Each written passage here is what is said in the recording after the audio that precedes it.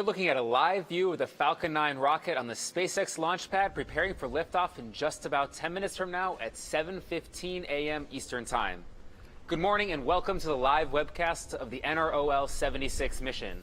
I'm John Fetterspiel, a lead mechanical design engineer here at SpaceX, and today we are launching a classified payload for the National Reconnaissance Office from historic Launch Pad 39A at the Kennedy Space Center in Florida. Now, today's mission and final orbit are classified, and as such, we will conclude coverage of the primary mission following separation of the fairing.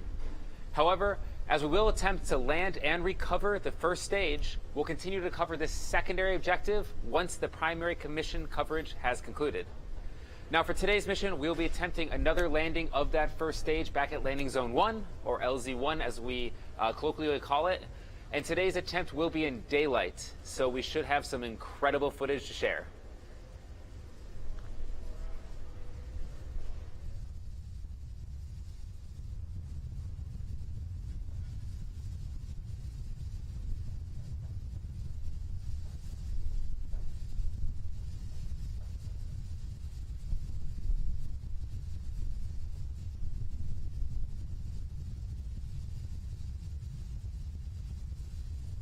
T-minus 10 minutes.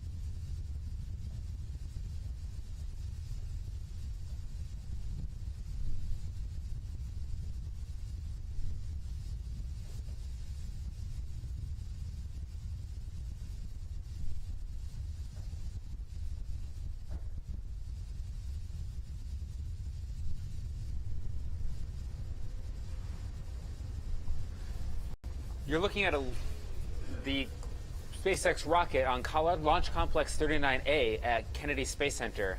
Now, this is the same launch pad that launched the Saturn V, as well as numerous space shuttle launches. And SpaceX first leased this pad a few years ago, and we started launching from this very pad at the beginning of the year. Now, some interesting things to see as you look at there. Obviously, the Falcon 9 itself is in the center of the image there, and it is being supported by the transport erector. You can see at the forward end of the rocket just below the fairing being the very tip of the rocket. The forward end of the transport erector is supporting the rocket. At about the T-minus 4-minute mark, you're going to see the forward arms of the transport erector open up, and the transport erector will recline back about 1.5 degrees. At liftoff, and when the 9 Merlin engines fully ignite, that transport erector will fall away, and the rocket will be released to deliver its payload to orbit. There are still some heritage structures around there as we continue to upgrade this pad for future launches. You can see some structures behind it that were there from the space shuttle era. And SpaceX continues to make modifications to this pad as we continue to look forward for Falcon Heavy launches as well as crew from this very pad. Now, that Falcon 9 launch vehicle does stand over 200 feet tall. It's about 12 meters in diameter, about 36 feet. And at liftoff, the thrust of that vehicle is equivalent to greater than 5 747s taking off at the same time. As we mentioned previously, we will be covering the landing at Landing Zone 1 for the first stage. And you'll see that pad on your screen. That is where we're going to be bringing back the first stage at Cape Canaveral. And while that pad may look small or a little bit deceptive, that is nearly 300 feet in diameter. We did first successfully land at that pad about 16 months ago when we delivered 11 Orbcomm satellites to low Earth orbit. And since that mission, we've had 2 other successful landings, with the most recent occurring on February 19th of this year. And as I mentioned previously, today's mission is classified, and we will conclude coverage of the primary mission following separation of the fairing. But we are going to continue to cover that landing attempt after separation of the first stage from the second stage.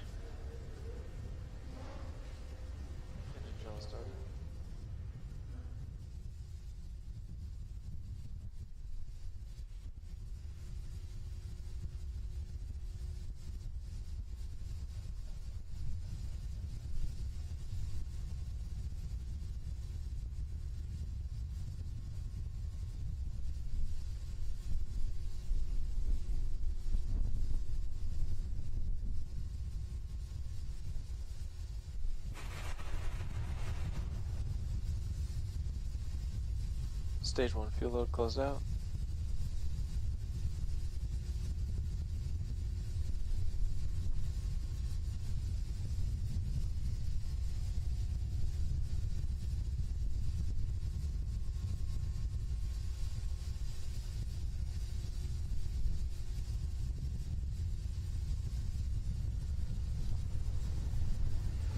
We're just inside the 6-minute mark, and all systems are go right now from Kennedy Space Center, pad 39A.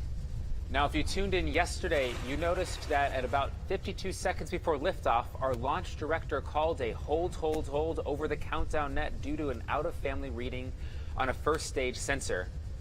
Now, we have hundreds of sensors positioned throughout the vehicle on the first stage, second stage, as well as our fairing that help us monitor all kinds of variables from acceleration, pressure, temperature, and numerous other parameters. And while this particular sensor did have a redundancy, the readings it was providing for us were out of tolerance, and so out of an abundance of caution, we opted to hold launch and replace that sensor in question. That replacement has been made, and we are currently go for today's launch. Right now, just coming up on the 5-minute mark here, we are concluding loading on the RP1 onto our first stage. That is, RP1 is refined kerosene. That is one of our propellants for the mission. And we are topping off liquid oxygen as well on that first stage. And we're going to keep topping that off for about 2 more minutes.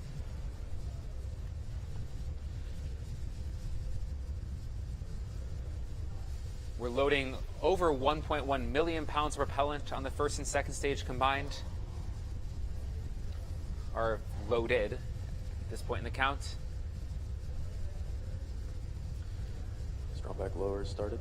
Cape Canaveral and the Kennedy Space Center have given us a go for today's launch. No issues to report from the range. We have been keeping our eye on some upper level winds. As of now, though, looking into the latest balloon readings, we continue to be go for today's launch. We do have a 2-hour launch window. If anything were to come up, we would have the opportunity to potentially recycle and target the end of this launch window. And we do also have a backup launch opportunity tomorrow at the same time. Cradle arms coming open.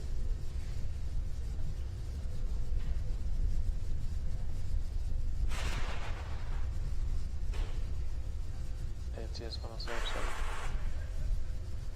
And we have just started pressing up the first stage in preparation for strongback retraction, and you can see actually the forward arms opening just below the payload fairing.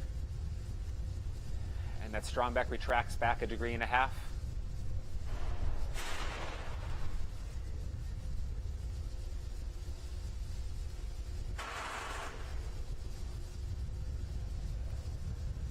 And operators have confirmed that the TVC motions are good on our MVAC engine, the second stage engine. TVC being thrust vector control, how we position the engine and guide the stage into orbit. That was 3 minutes. Stage 1 LOX load closed out. And GNC verify stage 2 TVC motion nominal. And we have finished loading liquid oxygen onto stage 1.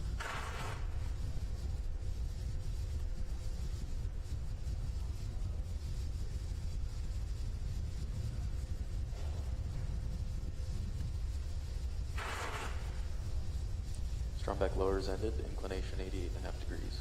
And the strongback lower has also completed at its 80.5 degree point right now.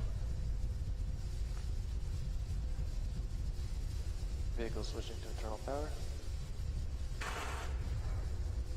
Now coming up in the final few minutes here, in the final 2 minutes, we will have the terminal count auto sequence in the final minute where the flight computer will enter into its startup mode. The final check of all our sensors across the vehicle will occur before we lead into startup, and you'll see the bright green flash at the base of the rocket where our T-tab will ignite and act as the starter for our 9 Merlin engines. Those 9 Merlin engines capable of putting out over 1.7 million pounds of thrust at sea level. And with that, we're going to go silent over here and let you listen into the final 1.5 minutes of today's counts before on time T-0 at 7:15 a.m. Eastern Time. Vehicles in south line. Gas closeout started.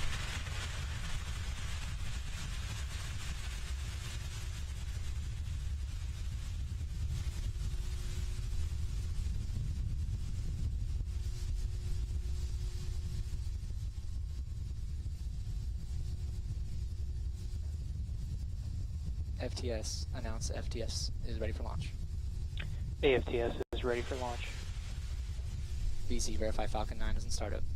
Falcon 9 is in startup. Groundside gas closeout's complete.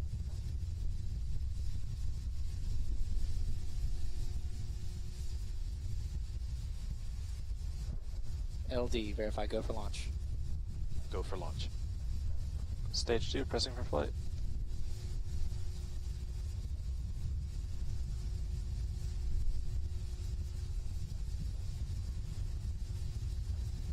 T-minus 30.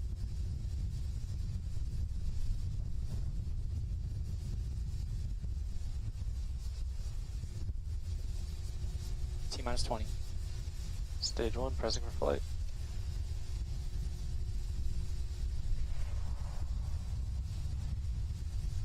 T-minus 10, 9, 8, 7, 6, 5, 4, 3, 2, 1, 0. Liftoff at Falcon 9.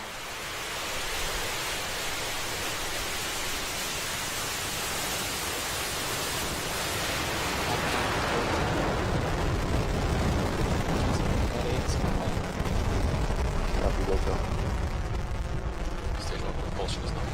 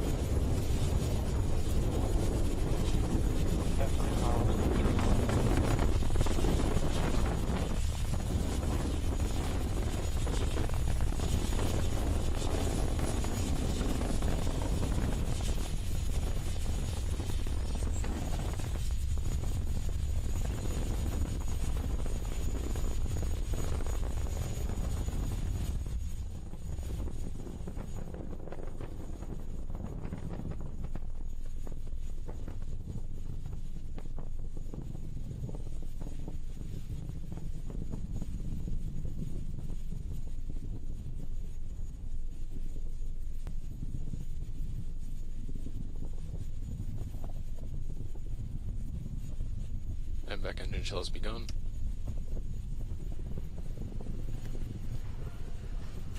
And Falcon 9 is delivering the National Reconnaissance Office's satellite to orbit right now. We just transitioned through max Q, and we've begun chilling in the MVAC engine on our second stage. Trajectory is looking good so far. Coming up in about 20 seconds, we'll have main engine cutoff, MECO 1. That's where all 9 Merlin engines of that first stage will shut down, and we'll see stage separation. Stage separation will be actuated by 4 pneumatic actuators on the first stage.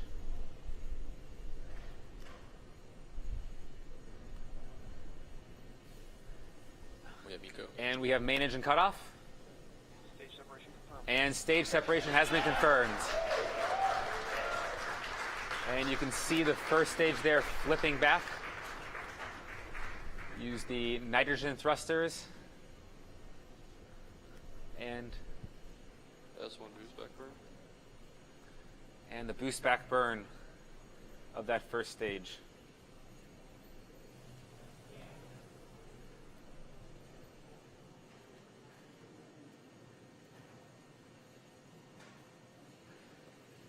This boost back burn will last about another 15 seconds.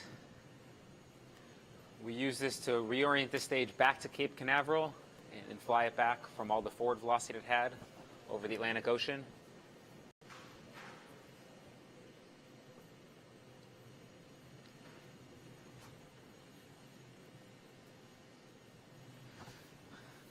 And we also had a successful fairing separation of the second stage.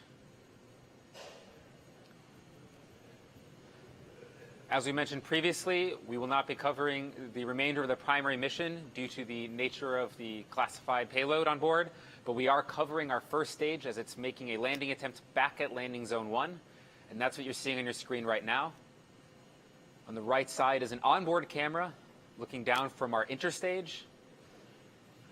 That stage itself is 12 feet in diameter and over 100 feet tall, so you're looking down the length of that stage, and those grid fins also deployed, those grid fins guiding us back through Earth's atmosphere. On the left side of the screen, you're seeing our assets on ground tracking that rocket, the first stage as it's making its way back.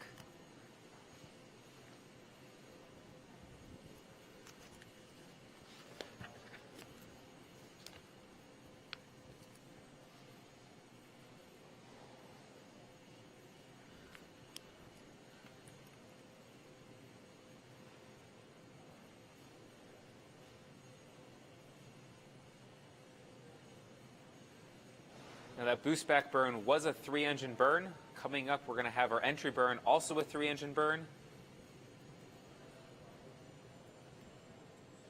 The entry burn will happen just after the 7-minute mark.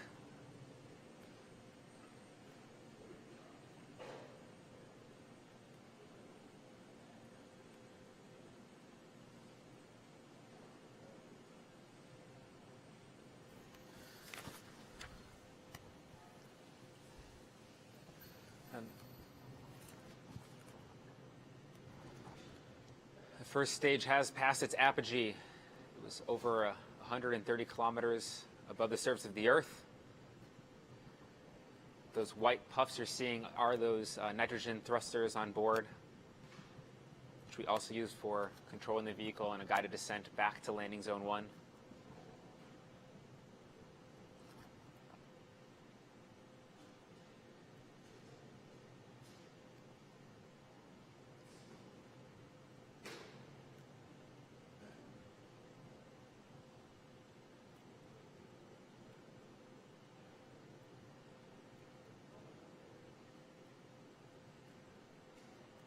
Entry burn should be coming up in about a minute from now. You'll see 3 engines ignite at the base of the rocket. We use that to slow down all of the vertical velocity as the rocket is now falling back to the Earth's surface and accelerating.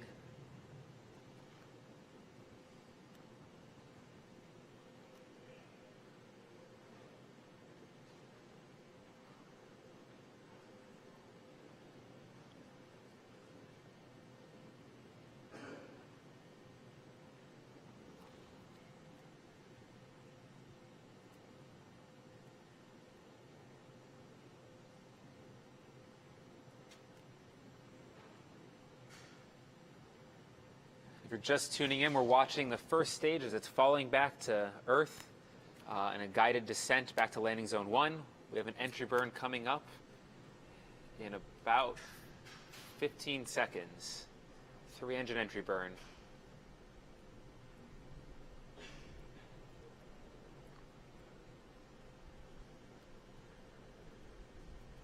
Stage 1 entry burn startup. And we've entered the entry burn startup. And we have ignition of the entry burn.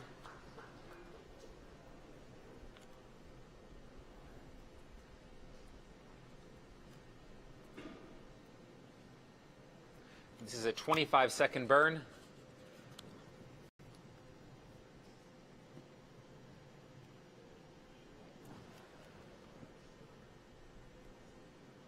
Entry burn shut down. And we have shutdown for the first stage.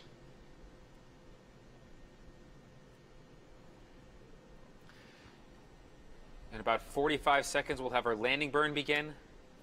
That landing burn will last for about 30 seconds. And then we'll have touchdown of the vehicle. AFTS has a That landing burn is going to take us from going about 1,000 kilometers an hour right down to 0 on the surface of Earth. Landing legs will deploy about Stage 10 1 is seconds transonic. before landing.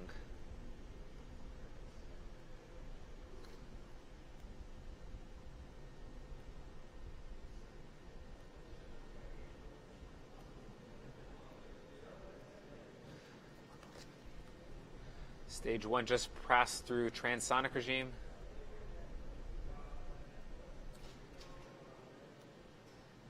Landing burn startup. And landing burn has hit startup, and we have ignition.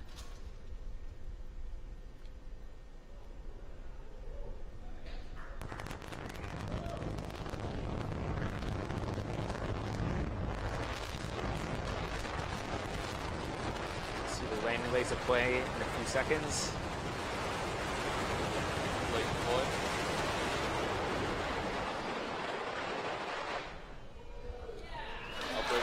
And we have touchdown. First stage has landed back at landing zone 1. It's another good day for us at SpaceX. It's a beautiful sight to see. That is the 4th landing of a Falcon 9 at landing zone 1.